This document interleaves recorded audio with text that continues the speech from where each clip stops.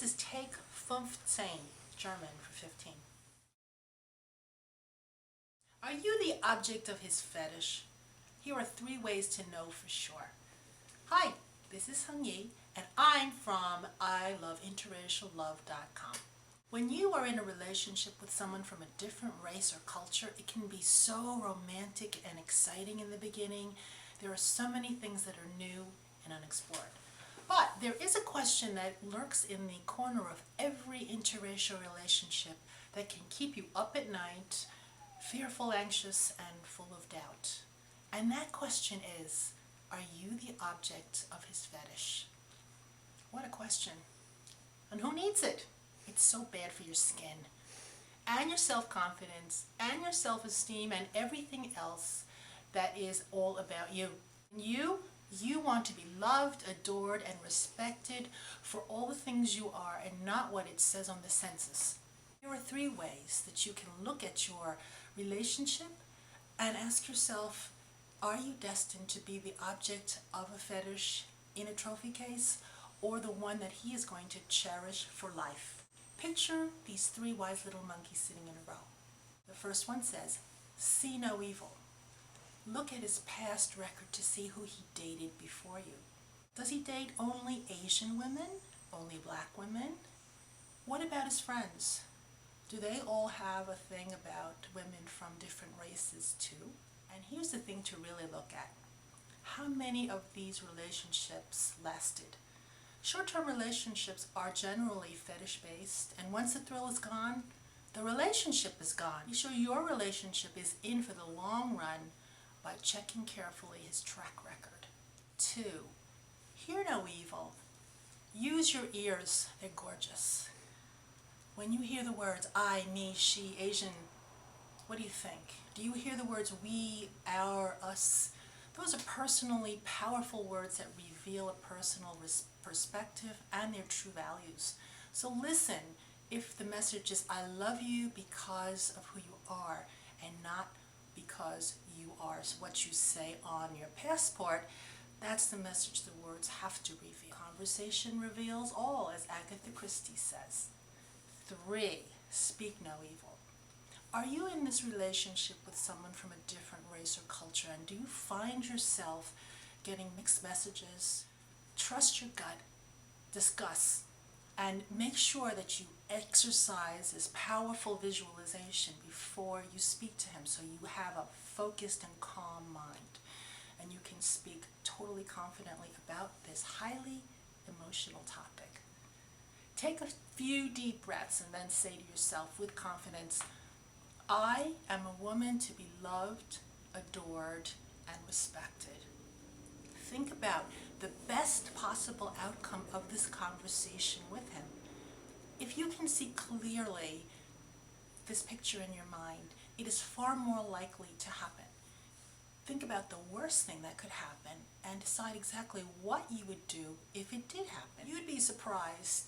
You can walk away from it and you can deal with it. Understand that not taking the initiative to talk is going to be the worst thing you could possibly do in this relationship. If you don't, you will always feel insecure about him and the future of your relationship. Tell him you care for him. Tell him what you value about him, and then ask him what he values about you. Remember to listen carefully for those key words. Your self-assurance, your honesty, and your open heart will make him realize why he is with you and why you are the woman he wants to be with. This all comes down to honoring the person you truly are deep inside. If you have doubts about his feelings for you, take action now. And to know for sure if you are truly the object of his fetish or the woman that he cherishes. So, how you liking all this I love? If you do, share it, like it, jump in the mix. Put your name, put your email in the box below, and sign up for all the goodies I have waiting for you at ILoveInterracialLove.com. As always, thank you so much for watching, and I'll see you in the mix.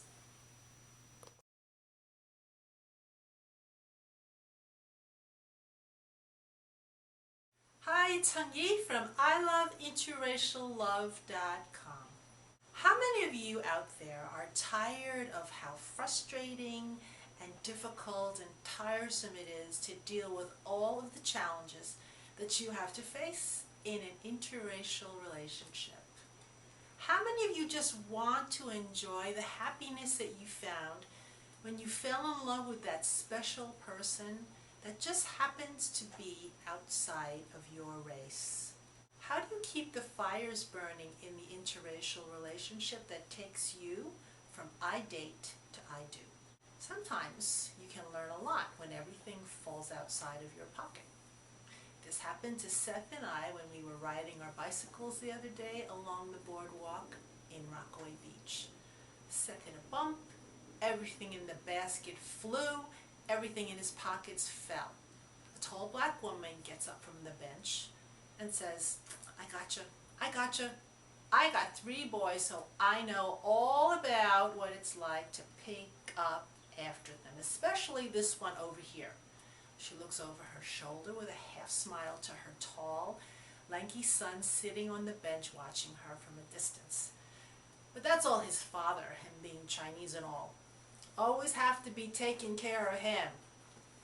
Turns out, this lady has been happily married to her Chinese husband for over 20 years with 3 gorgeous sons. Did his family have any problems with her? And did her family have any problems with him? She did that, you listen here, neck twisting, and said, no, we didn't have no problems, me being black or him being Chinese, because my husband, he's just cool. Period. Cool, it turns out, according to her, means he took the time to meet everyone in her family, to get to know each one personally, and he was there for all the good times, all the bad times. And he was that person that everyone could not help but love. Then she said, him being so good and all made me want to be even better at making him happy. I cook for him when he comes home. I give him 3 boys who are all good, all gorgeous. And when it's just time for my husband and me, I am dancing naked in heels. She tossed her head back with that defiant smile and said, I never used to feel comfortable with myself the way I looked. Always try to hide my stuff, but now that my boys are grown and it's just my husband and I, it feels good to just give my best and to look my best. So there you got it. This is her secret to a mixed marriage that succeeds. It is work, and you gotta look good, you gotta be good, and you gotta be cool, just like her husband. And you have to be good enough and look good enough to dance naked in heels. Well, there's some good advice, and that's a great image to keep in mind. So in the comments below, tell me, what is the key to your mixed love? I want to know how you keep your interracial relationship alive and kicking. Remember, you can't go wrong if you start off being cool and you look good, good enough to dance naked in heels.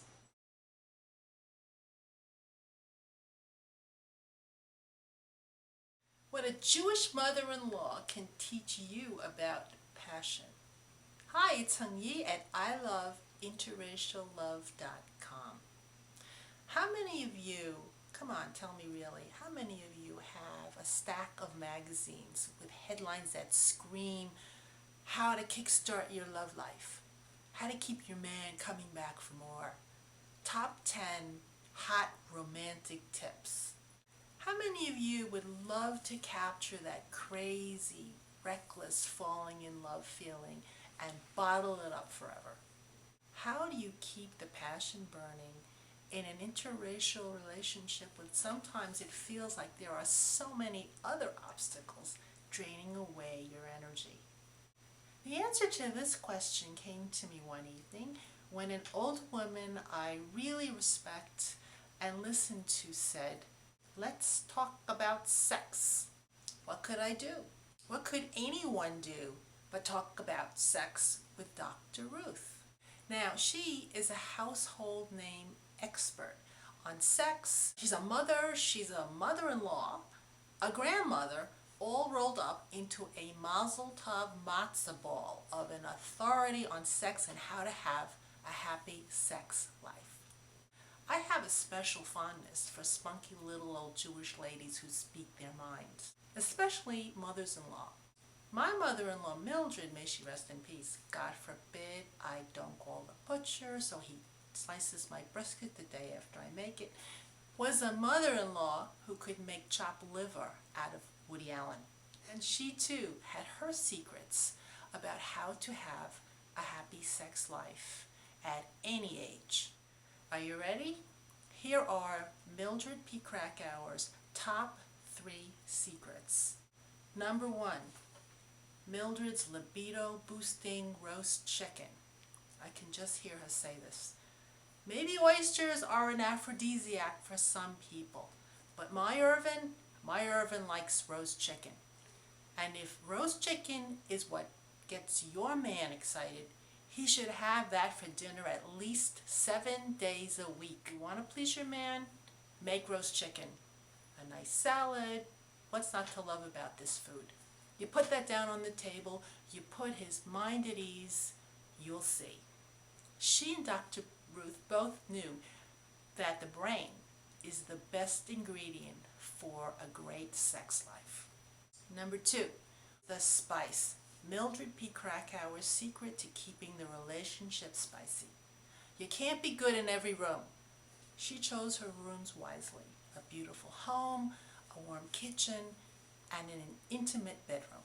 That way she could focus on being new and innovative and presenting Irvin with something unexpected to keep the passion burning. The spice of life, just a bissel, to their 30-plus years of marriage. She and Dr. Ruth are firm believers of banishing boredom from the bedroom. And number 3, Mildred P. Krakauer's secret to keeping the passion burning.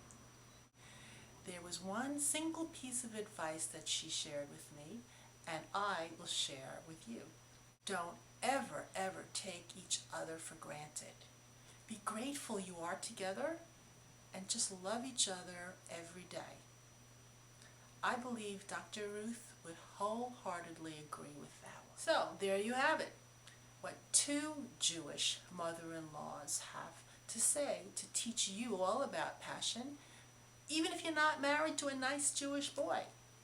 So let me know if your mother-in-law has a secret to keeping passion in a relationship, and leave me a comment.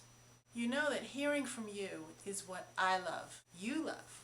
We all scream for I love. Share the love, like it, and stay in the mix. Pop your name and email in the box below. Sign up for all the special stuff I have just for my subscribers at iloveinterraciallove.com. You won't want to miss it. Thank you so much for watching, and I'll see you in the mix.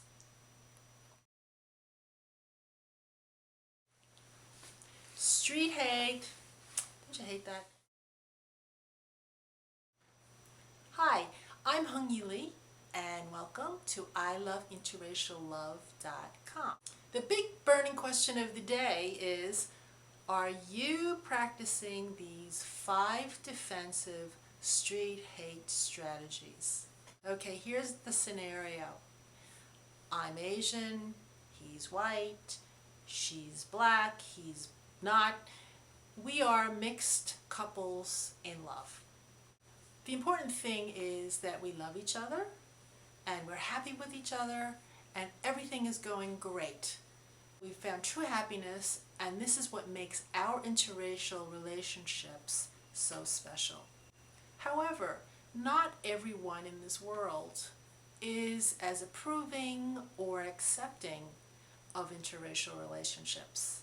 When people on the street, people you don't even know, say things to you that are harsh, judgmental, and hurtful, that can really make you feel fearful and anxiety driven. How do you deal with all of the street hate?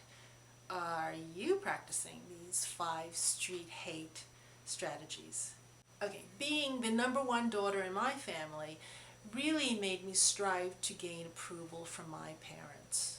In school, in playing the piano, in anything I did, I would really feel bad if I fell short of gaining that approval. Well, when I started dating and going out with guys that were anything but Asian, I knew there was no way I was going to ever gain their approval. So one day I stopped looking for it. And the funny thing is, when I did, I felt a tremendous sense of relief in just accepting that. In fact, that is the first and most important thing you can do to effectively defend yourself from street hate. You ready? Here are 5 ways to effectively turn the tables on street hate. Number 1, be your own approval. Why should you let someone else have the power to judge you? Make it your own responsibility to know your own worth. Number 2, be good to yourself. Be confident in your relationship. If you're both happy and in love, why should you let someone else's opinion rain on your parade? Number 3, be okay without their approval. Sometimes you just can't win, and that's okay. There are worse things in life than being crossed off of someone's Christmas card list. Number 4, be unapologetically happy. It is so hard to dismiss people who are happy in love and confident in who they are. What can someone say about a successful relationship except they wish they had one themselves? And you know what? That is the real root of street hate. Number 5, this is important. Be surrounded by love. See if you can find friends, couples, other people in interracial relationships. These are the people who can support you and understand you. They're the ones you don't have to explain anything to, and the ones who probably have shared all of these experiences just the way you have. Okay, now it's your turn to tell me what your best street hate strategy is. As always, leave me a comment so that we can all learn from it. And if you're liking all of this I love, please share it, like it, and join the mix. Pop your name into the box below with your email and sign up for all the things that I have cooking for you at iloveinterraciallove.com.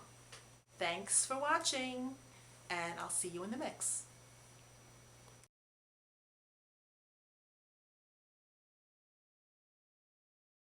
Hi, it's me, Hung Yi, from iloveinterraciallove.com. Are these fears your fears? Being his fetish, his forbidden love, or meeting his fairly odd parents? Now, this is a question that I often get from people in interracial relationships, in that first falling in love with each other phase, and it is a truly important question. The real question here is this the right relationship for you? So if you are confused about your inner feelings, your doubts, your intuition, what should you follow? Here are 2 visualization strategies that you can follow that will answer this question for you. Here it comes. Number 1, mirror, mirror on the wall. We are all complex creatures with complex emotions. What we feel, our entire being shows. So if you're truly paying attention to what you say, how you say it, and what you look like when you're saying something, the truth will come out through your choice of words, your tone, and your body language. Does this make sense to you? Look in the mirror, do the self-check, and see, as you think about this question, what is your face revealing? Do you see any of the 7 basic facial expressions of anger, fear, sadness, disgust, contempt, or happiness? Watch your body language. Does your head drop? Do your shoulders draw in? Are you leaning forward? Are you talking with your hands? Are you smiling? What you see is what you think, and this is what you will see when you think about your relationship. Is there a hidden reason that makes you fear that you are just a fetish? That he is just enamored of this forbidden fruit idea? Or that he really doesn't want you to meet his parents? Our body language is a true and natural expression of our innermost feelings. Number 2, pull in your team. Get your good friends together and ask them to listen closely to you as you talk through your feelings. Have them pay really close attention to your eyes, to your posture, your words, and your body as you speak. By watching you as you speak, they will see immediately what your true fears and feelings are about being in this interracial relationship. Now here's a bonus strategy for you. Talk to him and remain calm. When you are in a challenging, emotionally charged conversation, she who remains calm wins. Studies have shown that when your body is in a deep relaxation mode, your ability to communicate more empathically improves. It is so worth taking the time to slow down, speak, and listen. That will immediately stimulate trust and empathy in his brain. So just as you watched yourself in the mirror and your friends watched you, now you watch him. Pay close attention to all of those visual clues. Does his eyes light up when he talks to you? Does he get fidgety when you mention meeting his parents? If the message you get from your mirror, your friends, and your guy confirm these fears, then walk away. If the fears are communicated with body language that is excited, forward, and energetic, that is a good kind of fear and a good energy to have in your relationship. So, do these visualization exercises and you will know if you are the object of a fetish, a forbidden love, or the love that he will bring home to his family. Are these fears your fears? Being his fetish, his forbidden love, or meeting his fairly odd parents? Now, that is a very, very emotional question. Let's hear from you. Let's hear your story in the comments. We say, if you're really liking this I love, share it, like it, and stay in the mix. Put your name and email in the box below. And sign up for all these things that I have waiting just for you at iloveinterraciallove.com. Thanks for watching, and I'll see you in the mix.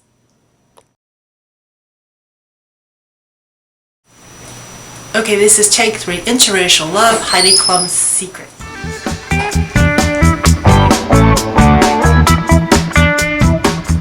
Hey, do you remember this? Sticks and stones may break my bones, but words will never harm me. In the schoolyard, this may be true, but as we venture into the real world, I have to wonder if words can actually break other things. People in interracial relationships draw more than their fair share of negative reactions for many, many reasons. In my ebook, I Love Interracial Love, What Heidi Klum Can Teach You About Big, Bold, and Black Love, I will tell you the story of Ruby, an Asian American woman happily married to a nice Jewish boy named Sam. Although they live in a large cosmopolitan city, they still draw their fair share of negative reactions. One day, as they are out and about, Ruby suddenly finds herself the unexpected target of someone's hate simply because of her mixed love. Interracial relationships make people say the craziest things. Whether or not you are in a schoolyard or out in your world, you really need something to come back with when this happens to you. When you are with someone who's different, from a different race or culture, it is always frustrating and a challenge when other people don't accept or want to deal with it. You feel like you've hit a wall of prejudice. You wonder if it's always going to be like this. How can you not feel hurt and rejected? And then add to that the possibility that the most negative reactions might actually come from the ones you love, your family, it's enough to make you want to smash a pumpkin. In my ebook, I talk about how a famous celebrity interracial couple rock their mixed love.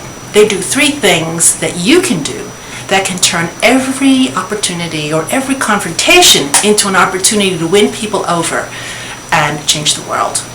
Sticks and stones just don't cut it. Here's how it worked for Ruby. Know who you are. Ignore what people are saying about you. They don't know you. Their negative comments are really their reaction to their own fear of something that they don't understand or want to deal with. Your mixed love. Why give a stranger the power to tell you who you are? One thing I talk about in my book is how Heidi Klum and Seal chose to position their high-profile celebrity interracial romance smack in the public eye, which not only drew attention to their mixed race love, it also was a lightning rod for all kinds of reactions from people. Haters are people who want to bring you down and make themselves feel better about themselves. Ruby knew the best thing to do was to remember that of all the women in the world, Sam chose her. She was a woman worth loving. And that was enough to give her the confidence she needed to do the next thing, which is to speak their language. Understanding the reasons behind what someone is saying is key to how to respond. I talk about that in my book, the names that they had for each other, the Yiddish expression Ruby uses as strategy for street hate. Add to that the physical affirmation, the hugs, the closeness between each other, and this combination will be a subtle yet powerful psychological change to work in your favor. Work the crowd. Just because you are the center of a negative attack doesn't mean that you have to remain the victim.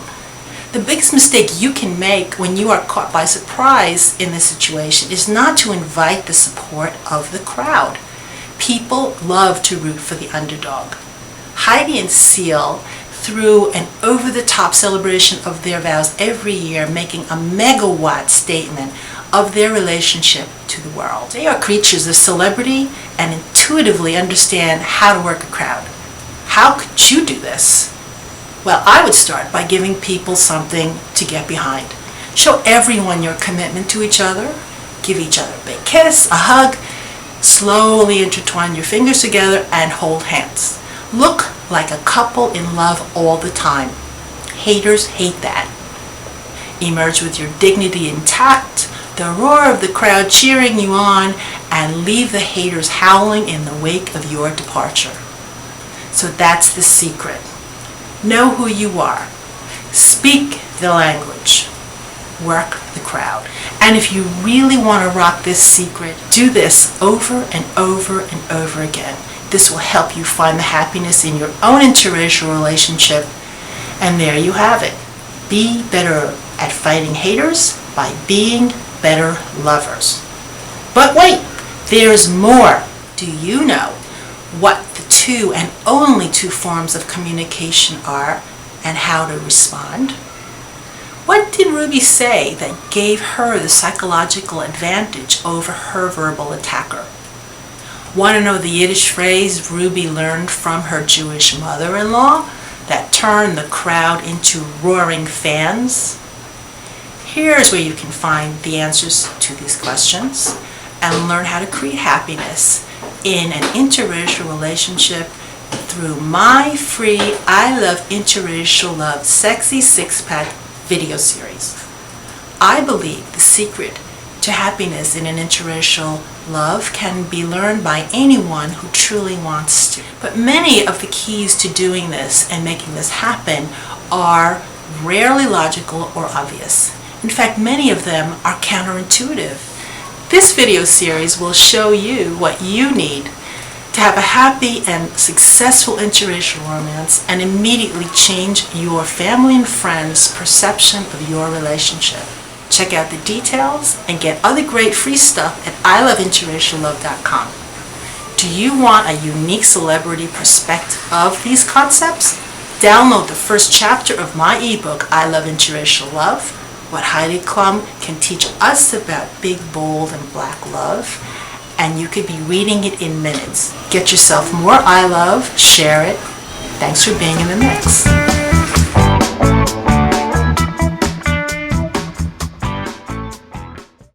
How to be more Asian. How many of you need to be more Asian? I don't need to be more Asian. I think I'm more Jewish than I am Asian. Hi, it's Hung Yi from ILoveInterracialLove.com. True story. I was talking to a young guy who happens to be half Chinese and half Jewish who was dating a Korean girl. Do you think her parents will like you? I asked. He shook his head and said, I don't really think so. This is a very touchy subject, but no, I don't think so. I'm not Asian enough for her. What? You're not Asian enough for her? If I am doing the math correctly, shouldn't you, or at least half of you, be Asian enough, or do they not accept hybrids? Not Asian enough? What about being not good enough, decent enough, nice enough? Don't those count? As I've said before, bringing home the white boy, in this case the half-white boy, to meet mom and dad in an interracial relationship is the occasion that causes the most fear, frustration, and emotional pain for couples.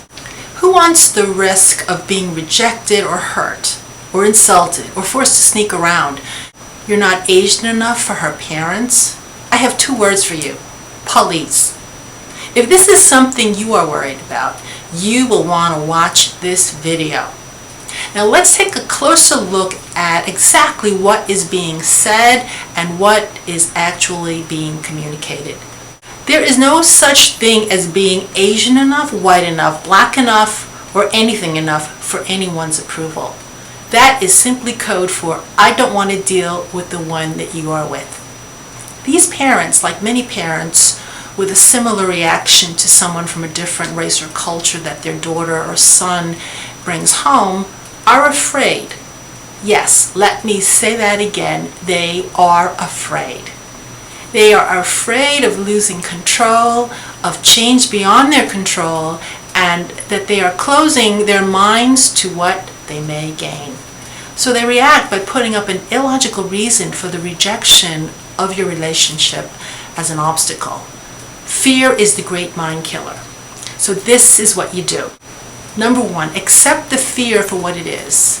It is their way of saying, I don't want to be uncomfortable with somebody different. 2, reject the logic. This is not a rational reason to accept or reject anyone. 3, remain calm and good to each other. Do not attempt to overcome this ridiculous obstacle. It is not real. Focus your energies on your relationship and being people loving and respecting of each other.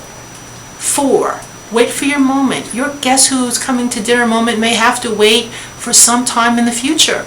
Be sure to surround yourselves with friends and supporters who will be in your corner. 5, create a picture of happiness. Believe it or not, your family wants you to be happy.